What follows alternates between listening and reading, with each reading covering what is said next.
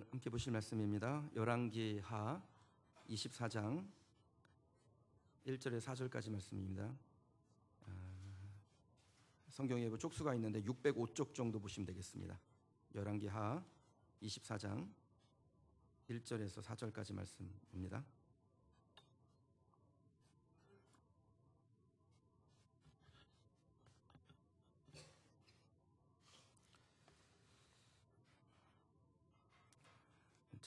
찾으신 줄 알고 제가 봉독하겠습니다. 열왕기하 24장 1절에서 4절까지 말씀입니다. 여호야김 시대에 바벨론의 왕 느부갓네살이 올라오매 여호야김이 3년간 섬기다가 돌아서 그를 배반하였더니 여호와께서 그의 종 선지자들을 통하여 하신 말씀과 같이 갈대아의 부대와 아람의 부대와 모압의 부대와 암몬 자손의 부대를 여호야김에게로 보내 유다를 쳐 멸하라 하시니 이 일이 유다에 임함은 곧 여호와의 말씀대로 그들을 자기 앞에서 물리치고자 하심이니 이는 므낫세에 지은 모든 죄 때문이며 또 그가 무죄한 자의 피를 흘려 그의 피가 예루살렘에 가득하게 하였음이라. 여호와께서 사하시기를 즐겨하지 아니하시니라. 아멘. 비상한 시대에 비상한 자녀를 만든다, 행복의 그린 설교를 함께 나누고 있는데 오늘 네 번째 시간입니다. 아버지를 보면 자녀가 보인다 라는 제목으로 함께 말씀 나누도록 하겠습니다. 먼저 이렇게 어려운 중에도 우리 남성들 시간을 지켜 예배 자리에 나오신 거 축복합니다. 이게 보통 노력이 아닌 거예요. 여러분 진짜 애쓰셨어요. 잘하셨어요. 계속해서 여러분들의 그 믿음의 행로를 함께 하시기를 기대합니다. 그리고 혹시 여러분 가정 중에 아직 그 남편이 교회 출입하기 어려운 상황과 환경 가운데 있다면 사모함으로 기대하시기 바랍니다. 하나님께서 언제 어느 순간에 확 잡아서 이 교회 이 자리에 앉히실지 모르는 거예요. 기도하는 사람은 응답을 봅니다. 우리말 중에 사자성어 중에 부전자전이라는 말이 있습니다. 아버지의 성품, 행동, 말, 습관 이런 것들을 그냥 아들이 자녀가 그대로 전해받는 모습을 보면서 부전자전이라는 말을 하지요.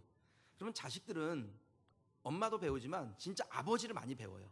아버지를 많이 배웁니다. 강점도 배우고 약점도 배웁니다. 애들이 안 보는 것 같죠? 장난감하고 노는 것 같죠? 여러분 눈이 아버지로 쓱 향해 있습니다. 그래서 아버지들 진짜 방심하시면 안 됩니다. 아이들 눈을 두려워하셔야 됩니다. 애들이 그거 그대로 보고 배웁니다. 저는 그 새벽 기도회를 할 때 뭐 제게 이렇게 약속이 새벽 시간, 아침 시간에 약속이 있거나 오늘 조차 모임에 설교를 해야 되거나 그런 일이 아니면은 먼저 일어나는 법이 거의 없습니다. 사실 저도 피곤할 때는 좀 먼저 일어나서 아침 시간에 좀 가서 좀 눈을 좀 붙일까 하는 마음이 이렇게 없는 건 아니에요. 그런데 못 일어나요. 왜 못 일어나냐면 저를 바라보는 성도들의 눈이 두렵습니다. 내가 일어나면 성도들도 일어나고 싶을 거 아니에요. 그 목사님도 일어났는데 용기를 낸다라는 거예요. 목사님도 일어났는데 나도 좀 일어났으면 좋겠다. 나도 빨리 집에 가야지. 이런 마음이 들게 된다라는 겁니다. 그래서 잘못된 거 보고 배울까 봐 제가 어쨌든 이 교회에 제 나이가 연소하지만 영적인 아버지로 하나님 저를 이곳에 세우셨는데 내가 영적인 아버지로 좋은 모습을 보여야지, 본을 보여야지, 그런 두려운 마음이 있어서 조심조심합니다. 제 중학교 때 친구 중에 진석이라는 아이가 있는데요. 여러분 이 친구가 그 아버지가 이 중학교 때 바람을 펴요. 참 바람을 폈습니다. 어머니가 얼마나 속이 상했는지 그 심장에 무리가 와가지고 심장 수술을 받을 정도였어요. 그래서 심장 수술 받는데 받고 났다 해서 제가 문병을 갔는데 그 친구가 막 울면서 저한테 그런 얘기를 했던 기억이 납니다. 난 절대로 우리 아버지 같은 사람이 되지 않을 거라고. 세월이 흘러서 이 친구가 결혼을 했는데 3년 만에 이혼했습니다. 왜 이혼했을까요? 바람 펴서 이혼했습니다. 진짜 부전자전이죠. 본 거 배운다라는 거예요. 저는 아버지에게는 평점이라는 것이 없다라고 생각하고 삽니다. 그러니까 일반적으로 시험이라는 것은 중간고사 있고 기말고사 있어서 중간고사 망치면 기말고사에서 벌충하면 돼요. 올림픽에서도 1차 시기, 2차 시기 있어서 1차 시기 좀 안 좋으면 2차 시기 열심히 하면 됩니다. 예선 좀 부족하면 결선에서 잘하면 됩니다. 그러나 아버지의 삶에는 이런 평점이라는 게 없습니다. 과거에 아무리 잘했어도 현재 인생을 헛살고 있으면 자녀가 그거 그대로 보고 배우는 것입니다. 지금 잘하고 있어요? 근데 과거에 실수한 부분이 있으시죠? 여러분, 그거 과거에 실수한 거 지금 잘한다 그래가지고 과거에 실수했던 거 그게 사라지는 건 아닙니다. 아이들의 기억 가운데 이렇게 남아있어요. 그게 아주 오래전 일인데 제 아내와 저가 좀 심하게 다툰 적이 있습니다. 뭐 권사님은 제가 부부싸움 했다면 그렇게 좋아하시더라고요. 예? 목사님도 사람이네요 막 이러면서. 저도 사람이죠. 예. 제 아내하고 그렇게 좀 심하게 다툰 적이 있었는데, 뭐 여러분이 볼 때 제 아내가 무슨 천사표 같아 보이지만 한 성격을 하거든요. 그래서 요즘은 저도 좀 겁이 나요. 근데 마침 그날 부부싸움한 날이 우리 둘째 아이가 생일이었어요. 그러니까 이렇게 딱 온 가족이 나가서 외식을 해야 될 날인 거죠, 생일날은. 그런데 아내하고 다투고 나니까 저도 기분이 나빠가지고 그냥 나가버리고 제 아내도 그냥 방으로 들어가서 그냥 잠 거예요. 생일을 맞아서 행복해야 될 우리의 둘째 아이가 졸지에 정말 이게 마음에 상처가 된 겁니다. 아빠 엄마가 싸우지만 않았으면 밖에 나가서 돼지갈비라도 먹을 날인데, 이게 그냥 엄마 아빠가 싸우는 바람에 생일이 그냥 이렇게 불안하고 두려운 날이 되어버린 거죠. 그래서 요즘도 가끔 저한테 이렇게 말하곤 합니다. 아빠, 그때 엄마랑 싸워서 내 생일 축하하는 거 안 했지?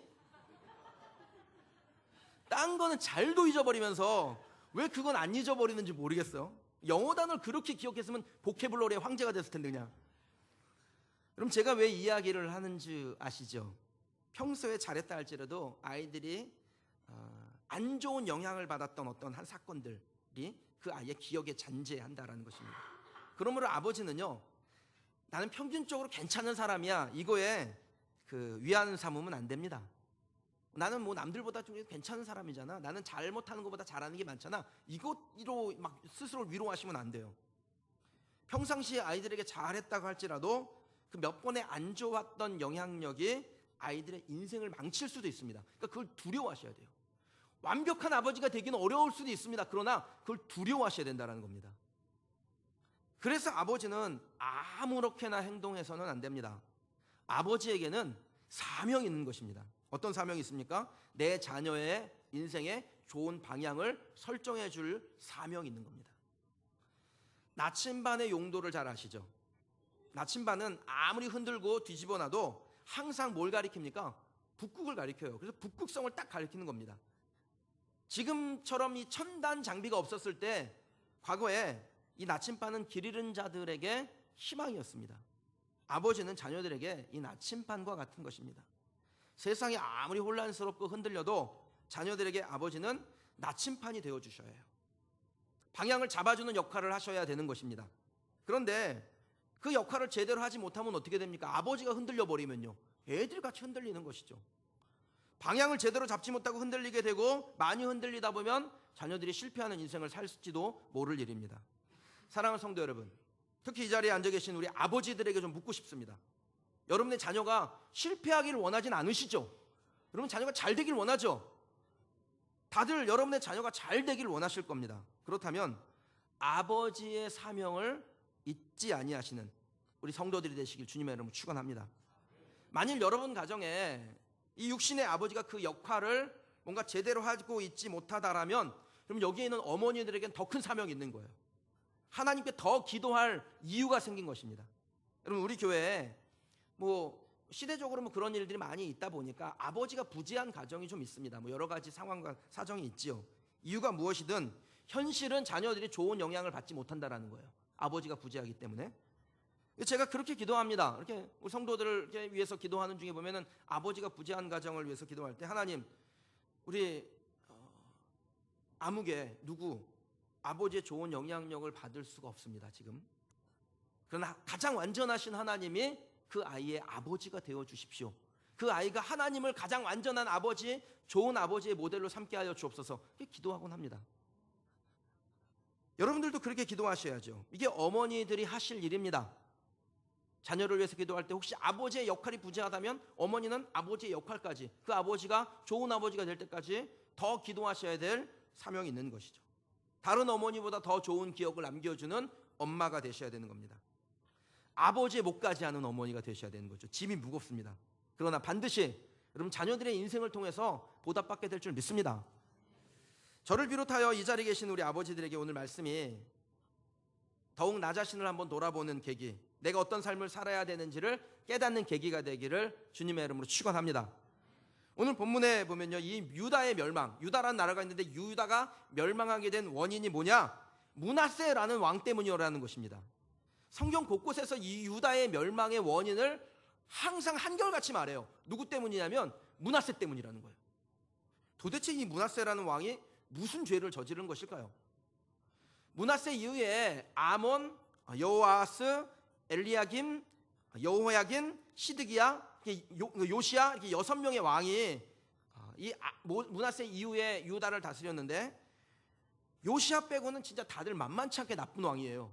하나님 앞에 범죄하고 하나님의 길을 거역하고 우상숭배한 왕이었습니다.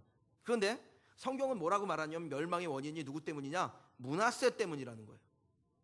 근데 진짜 충격적인 것은 이 므낫세의 아버지가 누구냐면 히스기야입니다. 유다에는 다윗, 솔로몬 이후에 나라가 둘로 쪼개지죠. 그래서 북이스라엘 유다가 되는데, 이 유다에는 왕들이 정말 굉장한 왕들이 있었는데, 이 왕들 중에 3대 성군이 있어요. 아사, 히스기야, 요시야입니다. 그 3대 성군 중에 들어간 한 사람이 누구냐? 므낫세의 아버지였어요. 히스기야였습니다. 이 아사, 히스기야, 요시야의 공통점은 그의 조상 다윗과 같이 여호와 보시기에 정직하게 행하며 자신들의 조상들이 범한 죄로부터 떠났다라고 말씀합니다. 특히 이 므낫세의 손자였던 요시야라는 왕에 대해서는 성경이 진짜 좋은 평가를 내려요. 하나님 보시기에 마음이 합한 왕이었습니다. 이 요시야의 업적 중에서 유난히 두드러진 업적이 2가지가 있는데, 유다에 있는 백성들이 유월절을 가장 완전하게 완벽하게 지킵니다. 유월절 여러분 아시죠?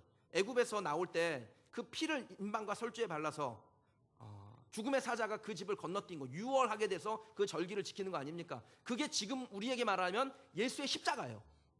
그 피를 의지하는 사람은 살게 되는 겁니다. 그러니까 그 당시에 유월절을 제대로 지키는 것은 진짜 영적으로 아주 중요한 일인 거예요. 근데 이 요시야가 유월절을 기가 막히게 지켜요. 온 나라가 다 같이 지킵니다. 그리고 그 북이스라엘의 최초의 왕이었던 여로보암이 예루살렘에서 제사 못 지내게 하려고 베델이라는 도시에 단을 쌓아요. 거기서 제사를 지내는데, 그 제사가 이후에 우상 숭배에 정말 고리가 됩니다.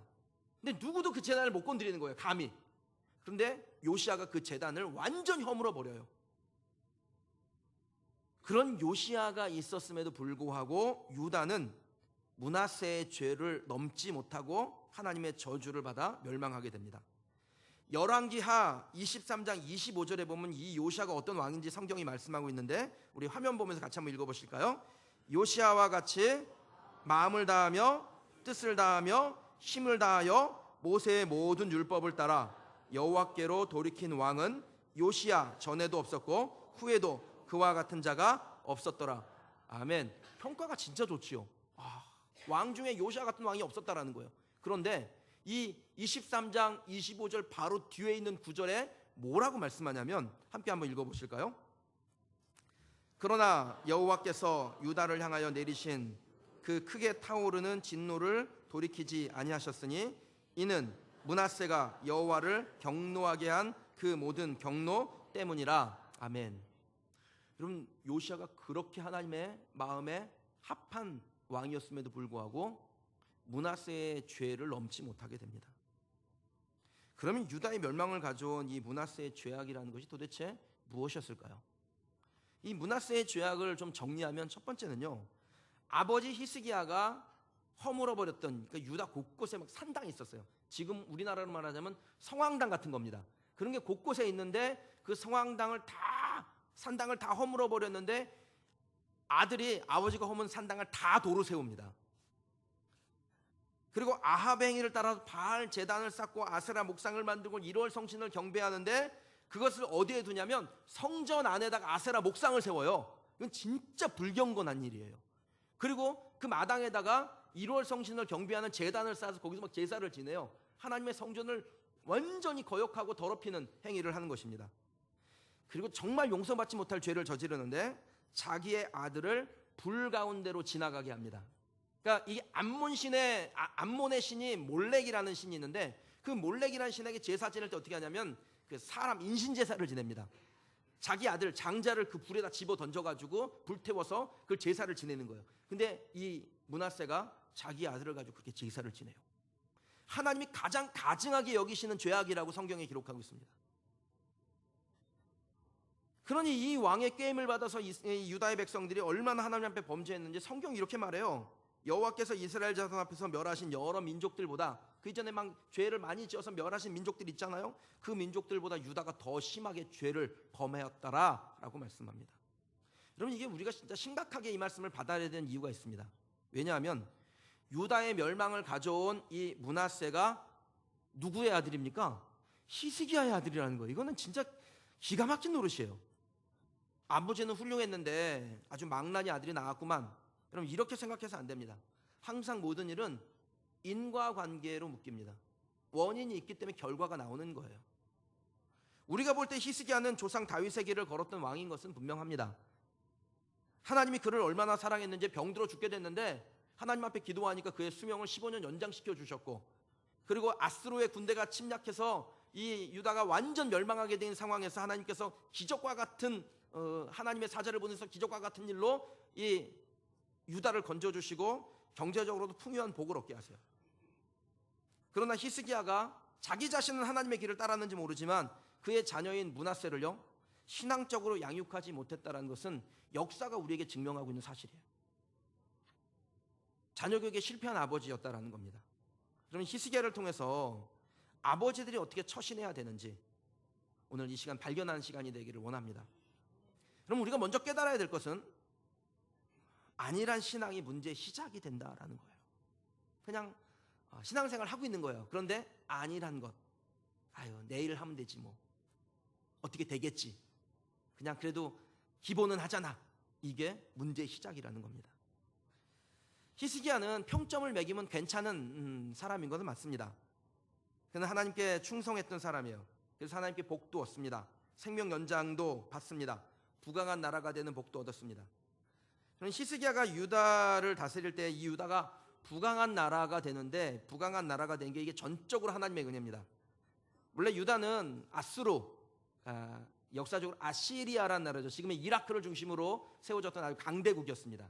그 아시리아의 침공을 받아서 나라가 그냥 멸망 직전에 놓여 있는 상태였습니다.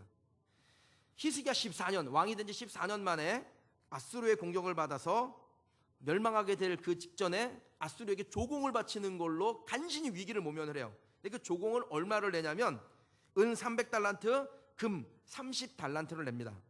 지금 이게 우리 돈으로 환산하면 얼마 정도 되냐면 약 600억 정도 되는 돈이에요. 한번 전쟁에 패하고 전쟁 배상금으로 600억 정도는 내야지 뭐 이렇게 생각하시는데, 여러분 지금 물가 차이가 엄청나다는 걸 아셔야 돼요. 그 당시 600억이면요 진짜 상상할 수 없는 돈이에요.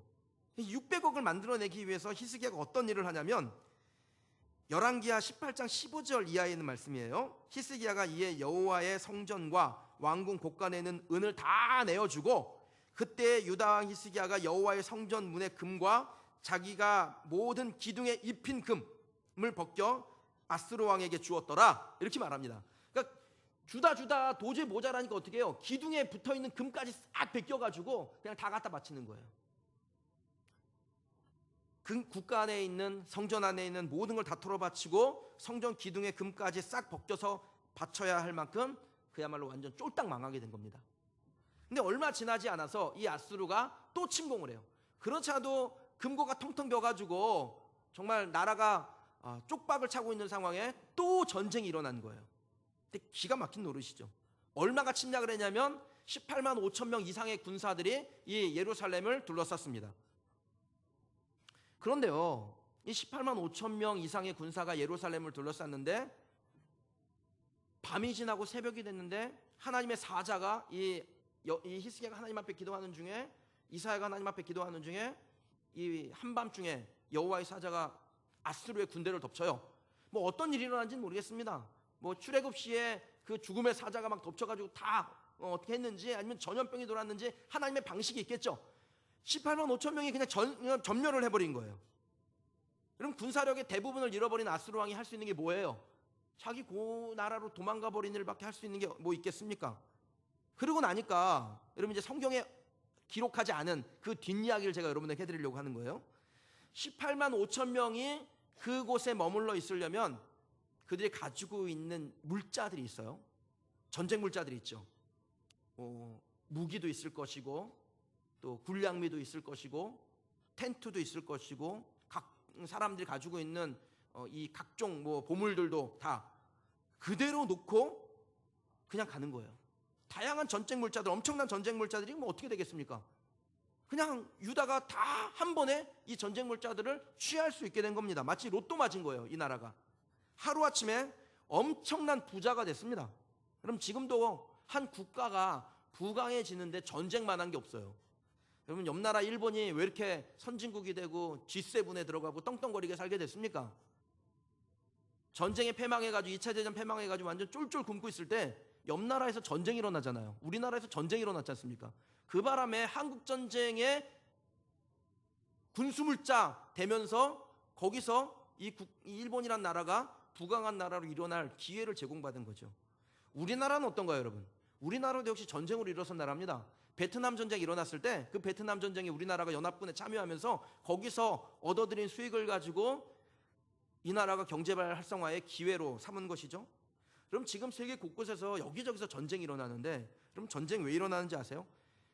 세계에서 일어나는 전쟁의 상당수는 미국 군수회사 먹여 살리기 위해서 일어납니다. 그러니까 전쟁이 일어나면 미국이 막대한 군수 물자를 거기에 수출을 하죠. 거기다 막 이 군수 물자를 판매하면서 거기서 얻어들인 수익이 엄청나요. 그래서 막 전쟁도 막 일으켜요, 미국이 어떤 경우에는. 그럼 히스기야는 아수르와의 전쟁을 통해서 엄청난 부를 획득하게 되었습니다. 그 획득한 부가 자기의 노력으로 얻은 겁니까? 히스기야가 무슨 천하장사라서 싸움에 이겨서 얻은 겁니까? 전적으로 하나님의 은혜죠. 그런데 이 히스기야가 그렇게 잘 하다가 그렇게 부를 얻은 이후에 이전처럼 철저하게 하나님을 의지하는 그 절박한 신앙이 사라지기 시작합니다. 솔로몬도 비슷한 일을 하죠. 그는 처음에 왕이 됐을 때 하나님 앞에 듣는 마음 주옵소서, 지혜 주옵소서, 그렇게 하나님께 구합니다. 그런데 부를 얻고 난 다음에 어떻게 돼요? 막 신앙이 퇴색하는 거예요. 절박했던 신앙이 사라집니다. 그러니까 우상 숭배하게 되고 여기저기서 첩을 얻고, 그러다 보니까 나라가 어떻게 돼요? 주종나는 것이죠. 히스기야도 이전에 멸망을 앞뒀을 때 그 절박함이 사라지기 시작합니다. 이런 많은 사람들이요, 이게 좀 비슷하게 삽니다. 저는 우리 교회 성도들은 아니라고 믿습니다. 그런데 이 세상에 사는 사람들이 아주 비슷한 패턴을 가져요. 어렵게 살 때는 막 절박함이 있어요. 그런데 조금 살게 되면, 돈 좀 벌게 되면은 사람들이 꼭 세 가지를 하려고 합니다. 첫 번째는 차를 바꿉니다. 두 번째는 골프를 배웁니다. 세 번째는 마누라를 바꾸려고 그래요. 이래서 망하는 거예요. 이래서 초심을 잃고 마음이 나태해지고 안일해집니다. 저는 우리 교회 성도는 절대 그렇게 되지 않기를 주님의 이름으로 축복합니다. 히스기야는 그 비슷한 일을 하게 되죠. 조금 살만해지니까 어려울 때 하나님을 의지하던 그 절박함이 사라지고, 전쟁도 끝나고 병도 낫고 금고도 차고 넘치게 되니까 하나님을 의지하는 신앙이 안일한 신앙으로 점점 바뀌어지는 거예요. 히스기야가 병이 나은 다음에 이 바벨론의 사절단이 히스기야에게 와서 이렇게 히스기야를 축복하고 위로하고 막 이런 일을 합니다. 그 당시 바벨론, 그러니까 아수르 다음에 세계를 지배하는 나라가 바벨론인데, 바벨론이 아직 강대국이 안 됐을 때, 유다보다 약한 나라였을 때 일이에요. 와가지고 히스기야를 병이 낫게 되니까 막 이렇게 좀 축하하고 이렇게 뭔가 이제 선대하는 그 자리에 이 히스기야가 바벨론의 사절단에게 자기가 얼마나 부자가 됐는지를 막 이렇게 공개를 해요. 열왕기하 20장 13절에 보면 그의 나라 안에 있는 모든 것 중에 하나도 보여주지 않은 것이 없었다라고 기록하고 있습니다. 여러분, 이것이 하나님께 좋게 보이지가 않은 거예요. 이 많은 부를 얻게 된 것, 이 나라가 부강하게 된 것, 평안하게 된 것이 누구 때문입니까? 하나님 때문이에요. 그런데 히스기야 마음 가운데 뭐가 있냐면 자랑하고 싶은 거예요. 내가 얼마나 부자가 됐는지 자랑하고 싶은 거예요. 여러분 안에 그런 마음이 있지요? 내가 좀 막 부자가 되면 막 자랑하고 싶잖아요. 하나님이 주신 은혜가 임에도 불구하고 내가 막 자랑하고 싶은 거예요. 우리 아들이 좋은 대학 가면 막 자랑하고 싶은 거예요. 근데 거기서부터 문제가 시작된다는 겁니다. 이사야 선지자가 그런 히스기야에게 하나님의 책망을 들려줘요. 정말 하나님 심히 책망하시죠. 뭐라고 책망하시냐면, 내 모든 재물이 바벨론으로 옮겨질 것이며 내 아들 중 하나가 바벨론의 환관이 되리라, 끌려가리라. 이렇게 하나님께서 경고, 책망을 하셔요. 그런데 이 하나님의 책망을 듣고 히스기야가 뭐라고 대답을 하냐면 열왕기하 20장 19절의 말씀입니다. 한번 보시죠. 히스기야가 이사야에게 이르되 당신이 전한 바 여호와의 말씀이 선하니이다 하고, 또 이르되 만일 내가 사는 날에 태평과 진실이 있을진데 어찌 선하지 아니하리요 하니라. 그럼 히스기야가 뭐 믿음이 있는 것 같이 보이죠. 하나님 말씀대로 될 겁니다. 하나님 우리가 순종해야죠. 근데 이건 순종하면 안 돼요. 이건 불신앙이에요. 하나님의 심판을 받고도 히스기야는 예전으로 돌아가지 못해요. 더 철저하게 매달려야죠. 하나님의 뜻이 그런데 뭐 제가 어쩔 수 있겠습니까? 그냥 따르는 거지요. 여러분, 이건 신앙이 아닙니다. 신앙이란 건 뭐냐? 우리의 죄악을 지적하고 우리의 잘못을 말할 때 하나님께로 돌아서는 거예요. 그걸 보고 우리가 뭐라고 합니까? 회개라고 해요. 하나님 우리를 책망하시, 너 그냥 그렇게 가면 내가 너 그냥 안 놔둔다 라고 하나님 우리에게 마음을 주세요. 그때 하나님 제가 잘못했어요. 제가 돌이킬게요. 하나님 예전에 저의 그 하나님을 절박하게 찾았던 상태로 제가 갈게요. 이게 하나님이 원하시는 거 아니에요. 그런데 하나님 뭐 책망하신다니 어떡하겠습니까? 하나님 한번 말씀하시면 하나님 말씀을 누가 어기겠습니까? 그대로 되는 거죠. 다만 내 때는 그리 마옵시고 내 자녀 때에 그렇게 하옵소서. 이게 지금 히스기야가 했던 말이라는 거예요. 죽기를 각오하고 하나님의 계획을 되돌리시도록 무릎 꿇었다면 그러면 하나님 마음 돌이키셨겠어요? 안 돌이키셨겠어요? 돌이키시죠. 히스기야는 이미 그걸 경험했지 않습니까? 수명 다해서 너 죽는다라고 이사야에게 하나님께서 말씀 주셨을 때 히스기야 했던 일이 뭐예요? 벽을 쳐다보고 하나님 바라보고 울며 통곡하며 하나님, 내가 하나님 앞에 늘 하나님 따랐던 거 그거 기억하시고 나를 선대하옵소서. 그럴 때 하나님께서 이사야 선지가 그 말하고 돌아가는데요, 그 성읍의 절반도 가기 전에 하나님께서 응답하셨다 그랬어요. 즉시 응답하시는 거예요. 돌이키신다고요. 그런데 히스기야가 그때 그 일을 못한 겁니다. 한 가정의 아버지는 여러분 그 가정을 책임지는 사람입니다. 자기만의 문제가 아니라 아버지의 결정은, 아버지의 선택은 대대로 자기 자녀들에게로 흘러가 그들에게 영향을 주는 것입니다. 그러므로 문제가 생겼다면 아버지의 역할은 뭐냐? 먼저 무릎 꿇는 거예요. 하나님께로 나아오는 것입니다. 안일한 신앙은 결국 나 자신을 망칠 뿐 아니라 누구까지 망칩니까? 우리 자녀들에게까지 영향을 준다라는 것입니다. 여러분, 이것 꼭 기억하시는 이곳에 있는 아버지들 되시길 바랍니다. 우리 박삼준 성도님 티셔츠를 아주 그냥 커플티로 맞춰 입고 오셔가지고 내가 확 들어오는데, 그럼 이 말씀 꼭 기억하시는 거예요. 중요한 거예요. 내가 박삼준 성도님한테 얘기했는데 아멘은 임주혜 집사님 하시면 어떡합니까? 히스기야가 하나님의 그 책망을 듣고 철저하게 회개함으로 하나님 앞에 무릎 꿇었다면 여러분 역사는 다르게 기록됐을 겁니다.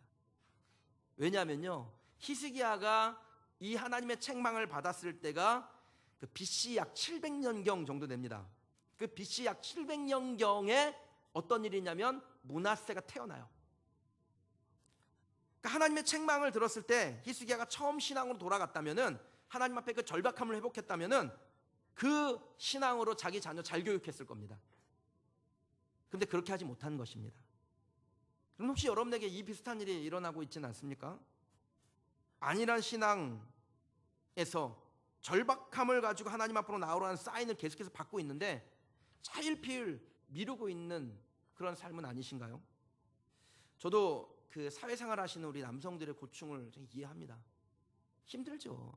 일주일 동안 시달리다 보면 주일에 좀 쉬고 싶다, 좀 늦게까지 좀 자고 싶다, 막 10시에 하는 전국 노래자랑 보고 싶다, 막 이런 마음이 들지도 몰라요. 그런데 그렇게 늦게까지 그냥 육신의 피로를 회복하려고 누워있으면 그 피로가 회복이 되겠습니까? 마음은 원주로되 육신이 약하도다. 다음 주에 가야지 뭐, 다음 달에 가지 뭐. 여러분, 그런 안일한 신앙이 어떤 일을 만드는지 오늘 말씀을 통해서 확인하시는 거예요. 여기에 좀 젊은 분들이 있으시죠? 자녀를 낳게 되거나 아니면 어린 자녀를 두고 있거나 앞으로 결혼을 앞두고 있는 젊은 분들 좀 잘 들으십시오. 신앙생활 지금부터 철저히 하셔야 됩니다. 주일 빼먹기를 그냥 꽃감 빼먹듯이 하는 그런 젊은 분들이 계신데 지금 당장은 아닌 것 같지요. 아무 일도 일어나지 않을 것 같습니다. 그런데 그거 습관되면 누가 보냐? 애들이 봅니다. 자녀들이 그거 보는 거예요. 나중에 이 아이들이 커가지고 야, 니 신앙생활 좀 잘해라 이렇게 아버지 어머니가 말하지 않습니까? 그럼 애들이 이렇게 말합니다. 엄마도 힘들 때 안 갔잖아요. 아버지도 회사 일 바쁘다고 교회 빼먹었잖아요. 근데 왜 나보고만 가라 그래요? 여러분 이럴 때 뭐라고 대답하시겠습니까? 제가 어렸을 때 저희 어머니가요, 여러분 보통 아시지만 권사님들은 좀 무섭잖아요. 권사님들은 무서워.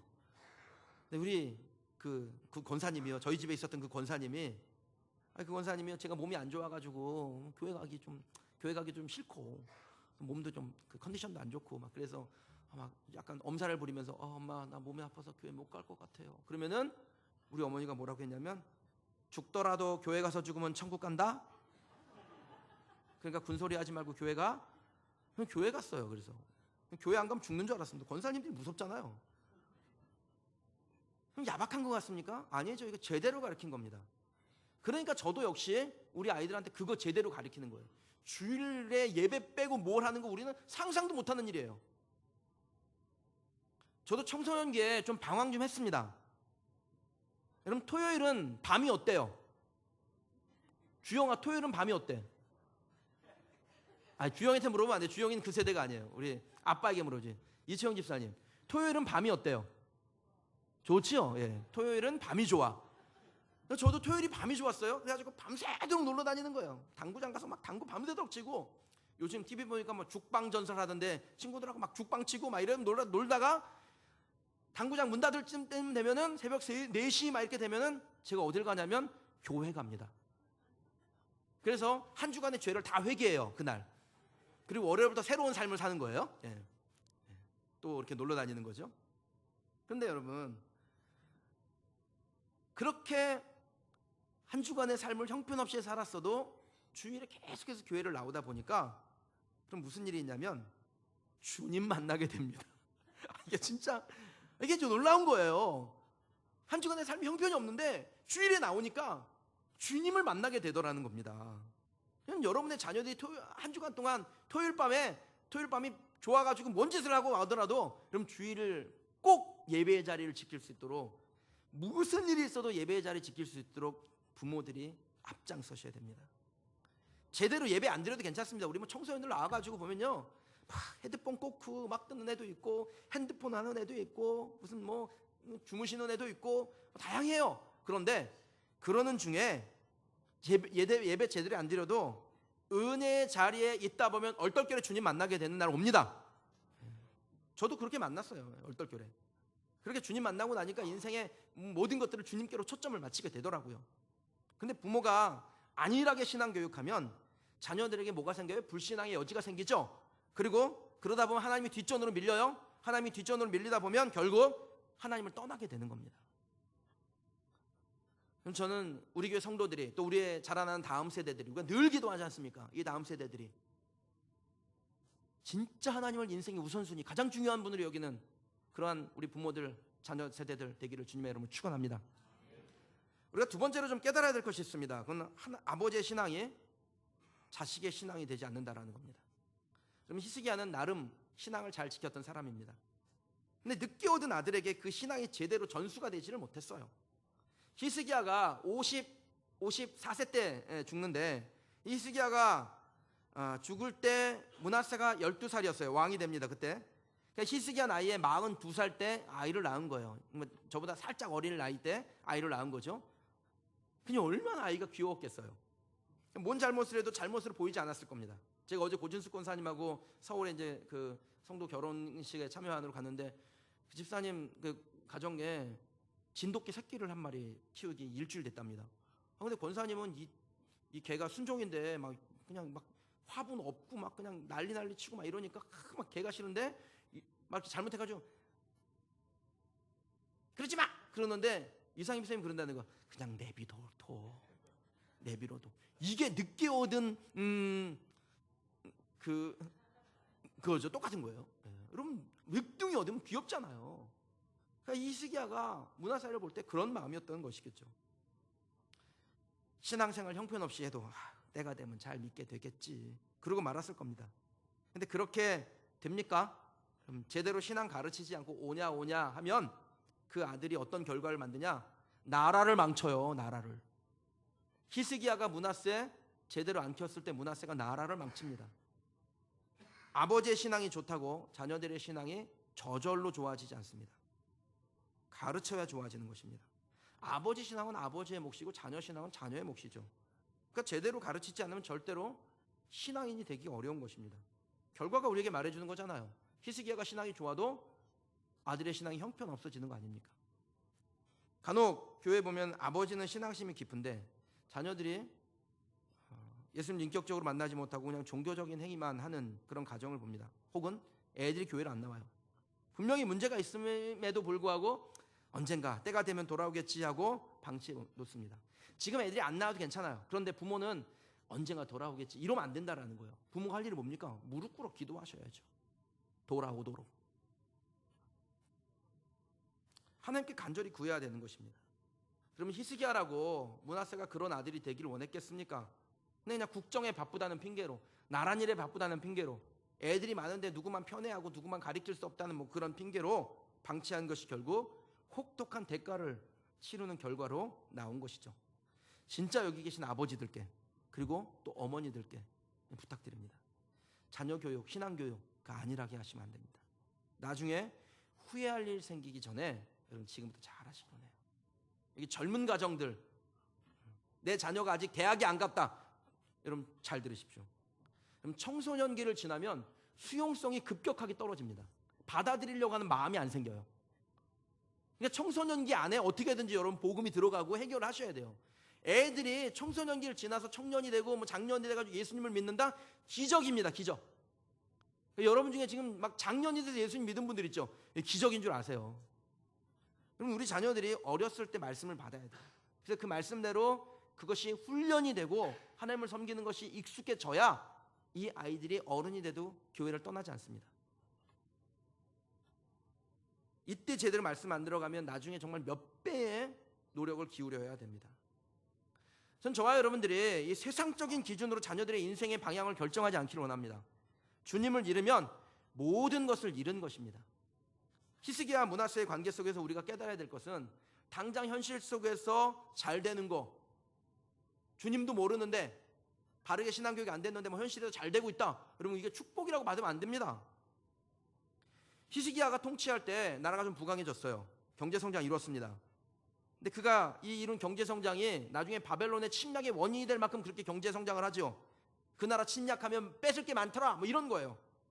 정치적으로도 상당한 영향력을 행사할 정도로 나라가 부강해졌습니다. 그 당시 그 근동아시아에 있는 그 국가 중에 가장 강력한 국가 아수르였고 그 아수르와 협력하는 나라들이 있는데 그 협력하는 나라 중에 그 가장 아수르와 이 친밀하고 경제적인 유대감이 강하고 그런 나라가 어디냐? 유다였습니다. 므낫세가 다스릴 때 유다예요. 건설공사에 많은 물질로 그 부역을 하고 거기서 이득을 얻어냈고 그리고 올리브 무역을 통해서 경제적인 번영을 이루었습니다. 이게 아수르의 문헌에 나와 있어요. 영적으로는 가장 어두운 시대였는데 경제적으로는 가장 풍요로운 시기를 보냈다라는 겁니다. 그럼 역사의 이면에 뭐가 기다리고 있습니까? 경제적으로는 풍요하지만 영적으로 무너진 이 시대, 하나님께서 심판할 심판이 점점 다가오고 있었다라는 거예요. 사랑하는 성도 여러분, 눈에 보이는 풍요가 모든 것을 대변하지 않습니다. 단지 경제적인 풍요로 판단하시면 안 됩니다. 우리 자녀가 좋은 학교 갔다고, 뭐 직장에서 승진했다고, 인정받고 있다고, 사업을 벌렸는데 막 승승장구하고 있다고, 그럼 그것이 우리에게 축복이라고 생각한다면 그럼 죄악의 단맛에 빠져서 멸망으로 갔던 므낫세의 길을 가고 있는 건지도 몰라요. 그러니까 여러분들이 잘 되길 원해요. 제가 기도하고 있는 기도의 제목이 뭐냐면 하나님, 우리 성도들이 하나님께 더욱 충성할 수 있는 구조로 바꿔주십시오. 여러분의 경제나 건강이나 무슨 관계나 모든 것들이 주님 앞에 충성할 수 있는 구조로 바뀌게 해달라고 기도합니다. 구조가 바뀌는 건 맞아요. 경제의 구조가 바뀌어야죠. 여러분의 건강의 구조가 바뀌어야 돼요. 건강이 안 좋으면 하나님께 충성할 수 없으니까 건강해져야 돼요. 모든 관계나 우리의 주어진 영역의 삶들이 바뀌어지는 게 맞습니다. 그런데 그것이 왜? 하나님 앞에 충성할 수 있는 구조가 되게 하기 위해서 바꾸시는 거예요. 이게 여러분과 저의 기도 제목이 되셔야 합니다. 그냥 막연히 하나님 부자 좀 되게 해주세요. 아주 그냥 돈 때문에 아주 그냥 징글징글해 죽겠어요. 이게 아니라 하나님 우리에게 하나님께 충성할 수 있는 구조로 우리의 삶을 바꾸시옵소서. 이게 저와 여러분의 기도의 제목이 되길 원합니다. 믿음으로 살고자 하는 여러분, 특히 이 자리에 계신 우리 아버지들, 남성들 부탁드립니다. 진짜 중요한 것을 자녀들에게 잘 가르치십시오. 이 땅에 유한하고 썩어 없어질 것을 얻기 위해서 살도록 가르치지 말고 영원하고 무한한 것을 얻는 삶을 살도록 가르치시고, 영생을 얻을 뿐 아니라 이 땅에서 필요한 것들을 우리에게 주시는 그 하나님을 가르치는 저와 여러분 되시길 주님의 이름으로 축원합니다. 제가 매일 새벽마다 말씀 나누고 여러분 기도의 제목 내신 거 지금 달아놓으신 거 이거 기도하지 않습니까? 근데 기도하는 중에 그 우리 청년 중에 한 자매가 낸 기도의 제목이 이게 참 내 마음에 이렇게 와닿습니다. 이 자매가 낸 기도의 제목이 뭐냐면, 하나님을 위해 모든 것을 드려도 아깝지 않다는 결단을 실천하는 해가 되게 하소서. 이게 기도의 제목이에요. 24살, 25살 먹은 자매가 낸 기도의 제목이에요. 하나님을 위해 모든 것을 드려도 아깝지 않다는 결단을 실천하는 해가 되게 하옵소서. 그리고 또 기도 제목이 무엇이냐면, 마태복음 6장 33절을 이룰 인생의 동반자를 얻게 하여 주옵소서.